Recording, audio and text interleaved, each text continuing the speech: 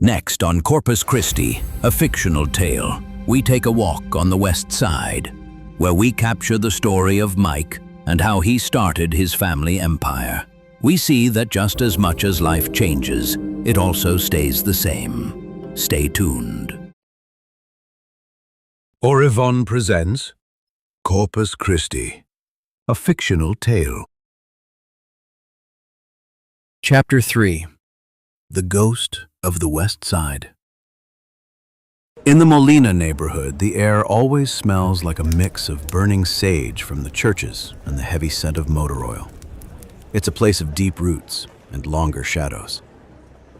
On the corner of a dusty street sat Williams & Sons Auto Body, a fortress of chrome and steel that had been there since 1972. Mike Williams, Mike Sr., great-grandfather, started it with a single jack and a dream of making Cadillacs look like they belonged to kings.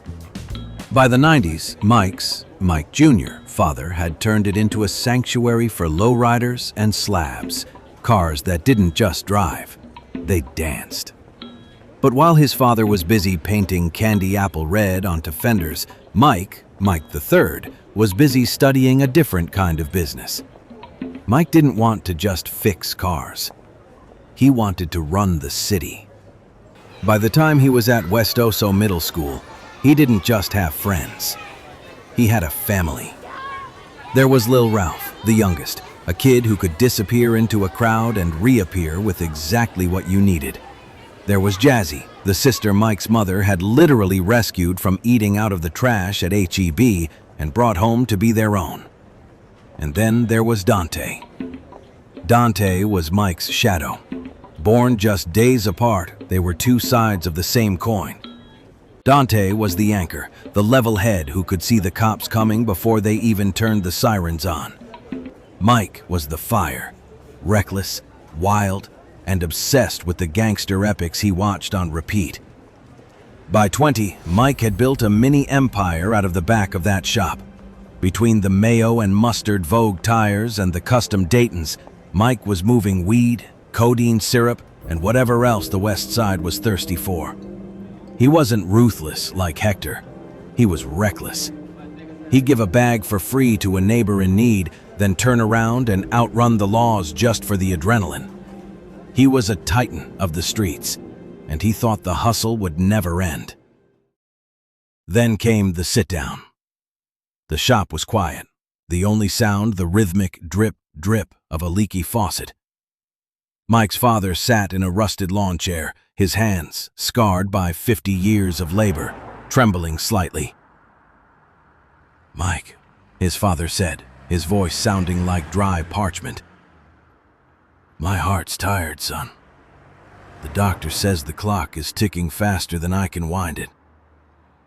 This shop, it's not just metal and paint. It's our name. I need you to step up. I need you to be the man I raised, not the ghost the streets is trying to claim." Mike looked at his father's eyes, the same eyes that had watched him grow, the same eyes that now pleaded for a legacy to survive.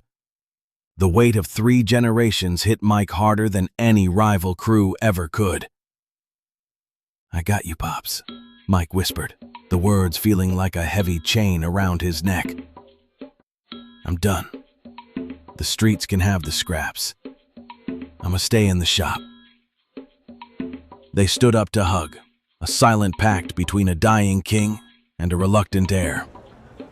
But as they pulled apart, the small, grease-stained TV in the corner flickered to life.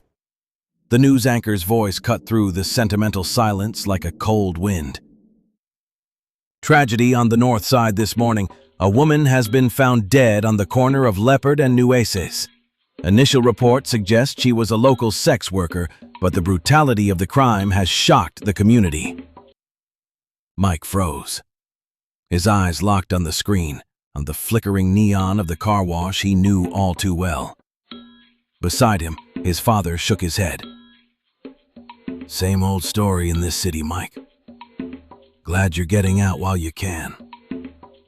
But Mike wasn't listening. He looked at the sequins on the screen and realized that while he was trying to leave the streets had just left a body on his doorstep. Thank you for tuning in to Corpus Christi, a fictional tale. Please leave a like, share, and subscribe to the channel for new content dropping every Wednesday, only on ORIVON. ORIVON.